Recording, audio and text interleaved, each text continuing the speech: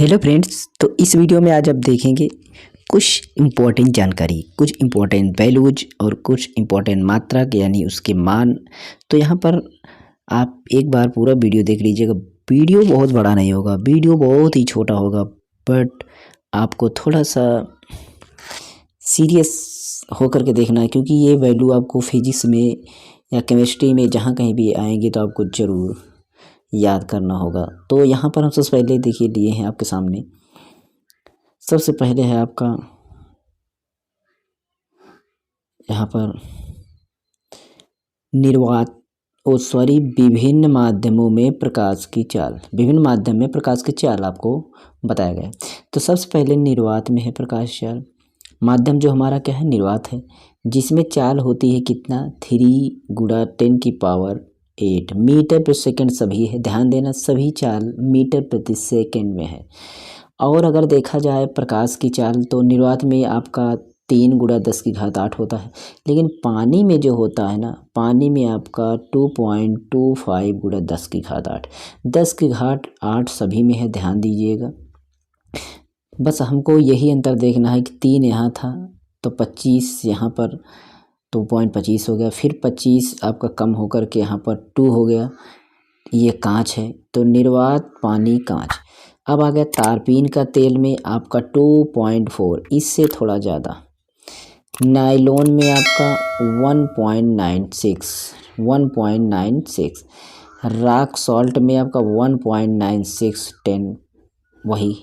तो नायलॉन और rock salt दोनों में इक्वल ही है, ध्यान दीजिएगा, ठीक है। तो ये था प्रकाश की चाल, आपका विभिन्न प्रकार के माध्यम में प्रकाश की चाल। इसके बाद हम चलते हैं ध्वनि की चाल, देखते हैं किसमें कितना होता है। ध्वनि की चाल पर हम चलते हैं, ठीक है। तो अगला है आपका ध्वनि की चाल। ध्वनि की चाल में देखेंगे तो हमें सबसे पहले मिलेगा वायु में जो होता है ध्वनि की चाल होता है, सभी मीटर पर सेकंड में होगा, इसमें भी याद कर दीजिएगा, ठीक है। और 0 सेंटीग्रेड पर, 0 सेल्सियस पर, तो यहाँ पर आपका 332 मीटर पर सेकंड होगा। किसमें? वायु में ध्वनि की चाल जो होती है 332 मीटर प्रति सेकंड।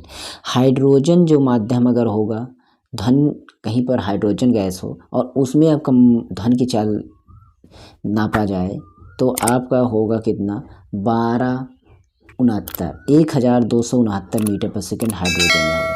कार्बन डाइऑक्साइड में आपका 260 मीटर पर सेकंड, भाप में आपका 405, अल्कोहल में आपका 1213, जल में आपका 1483, समुद्र जल में आपका 1533, पारा में आपका 1450, लोहा में आपका 5130, एल्यूमिनियम में आपका 6420 यानी 6420, कांच में आपका 5640, स्टील में आपका 5790, 5790। ये सभी जो हैं मीटर पर सेकंड में है चाल, जो है विभिन्न माध्यम में ध्वनि की चाल। तो प्रकाश की चाल और ध्वनि की चाल को आप यूनिट याद कर लीजिएगा, और ज़रूरी है कि आपको याद होना चाहिए सारी चीज़ें, ठीक है। अगर याद रहेंगे तो आपके काम आएगा। फिर आगे चलते हैं, हम देखते हैं ध्वनि की तीव्रता। क्या देखेंगे? ध्वनि की तीव्रता। देखिए, ध्वनि की तीव्रता जो होती है कि अलग अलग स्रोत से तीव्रता जो है उसकी कम ज़्यादा होती है। तो यहाँ पर डेसिबल में तीव्रता है, डेसिबल आप समझते हैं ध्वनि को मापा जाता है, तो डेसिबल में तीव्रता है। तो यहाँ पर हमारा सबसे पहले जो है साधारण बातचीत की जो तीव्रता होती है, अगर साधारण बातचीत कर रहे हैं तो नॉर्मल, उसमें तीव्रता होती है 30 से 40 डेसिबल, और अगर ज़ोर से बातचीत कर रहे हैं तो 50 से 60 डेसिबल होगी। ट्रक या ट्रैक्टर जो होते हैं, जो आवाज़ करते हैं, उसका 90 से 100 डेसिबल होता है।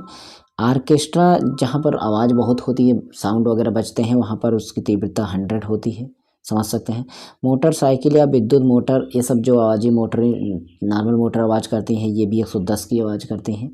लेकिन सायरन जो होता है, सायरन 110 से 120 करता है। जेट विमान जो होता है 140 से 150 करता है। पता ही, जेट विमान बहुत तेज़ आवाज़ करता है, इसलिए उसकी तीव्रता यहाँ 140 से 150 है। मशीन गन जो होती है 170 करती है, और मिसाइल जो होती है 180 करती है। मिसाइल अधिक से अधिक करती है, आप समझ लीजिएगा। तो ये था तीव्रता, ध्वनि की तीव्रता विभिन्न प्रकार के स्रोत से अलग अलग प्रकार की तीव्रता ध्वनि की होती है। फिर आ जाते हैं समय के मात्रक पर पहुंचते हैं कि समय के मात्रक क्या होते हैं। समय के मात्रक आपको पता है कि 1 मिनट में 60 सेकंड होते हैं और 1 घंटा में 60 मिनट होते हैं, सबको पता है। 1 घंटा के अंदर 3600 सेकंड, क्यों? क्योंकि 1 घंटा के अंदर 60 मिनट होगा और 1 मिनट में 60 सेकंड होगा, तो कुल मिलाकर 3600 सेकंड होगा। ठीक है, तो इस तरीके से घंटे में 3600 सेकंड। लेकिन 24 घंटा में पूछा जाए तो आप 24 घंटा में गुणा कर सकते, क्योंकि 1 घंटे में इतना, तो 24 घंटे में गुणा करेंगे तो आपका आ जाएगा 86,400 सेकंड। 86,400 सेकंड। एक वर्ष में कितना दिन होता है? 365 दिन।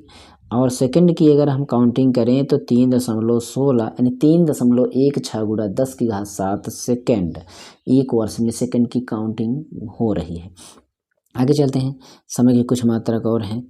तो यहाँ पर समय की मात्रक हैं और देखिए यहाँ पर दिखाई दे रहा होगा समय के अन्य मात्रक में 1 मिली सेकेंड जो होता है वो 10⁻³ सेकेंड, जो कि यूनिट चेंज में आपको इधर उधर करने के लिए मिलता है। 1 माइक्रो सेकेंड में 10⁻6 सेकेंड, 1 नैनो सेकेंड में 10⁻⁻9 सेकेंड और 1 पीको सेकेंड में 10⁻12 सेकेंड। याद हमेशा कीजिए, जब माइक्रो की चर्चा होती है तो आप 6⁻पावर की चर्चा होती है, मिली की चर्चा होती है तो 3 की, और नैनो की बात होती है तो 9 की, पीको की बात होती है तो 12 की। आप एक क्रम याद कर लीजिएगा।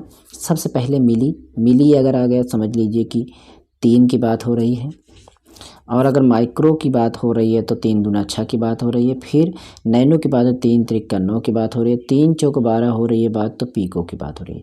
3 को मिली, माइक्रो, नैनो और पीको, ये घातें हमेशा एक दूसरे रिलेट करती रहती हैं, किसी भी में आपका ये यूनिट में आपका आता है। तो इस तरीके की वीडियो आपको मिलती रहेंगी। ये नॉर्मल वीडियो, क्योंकि लाइट नहीं होने की वजह से मैं छोटा सा एक वीडियो मैं सोचा कि दे दूँ कोई ना कोई वीडियो, ताकि आपको थोड़ा बहुत जानकारी मिल जाए। इसलिए लाइट जैसे ही हमारे यहाँ सुधरती है मैं वीडियो अच्छी लेकर के आता रहूँगा। ओके, फिर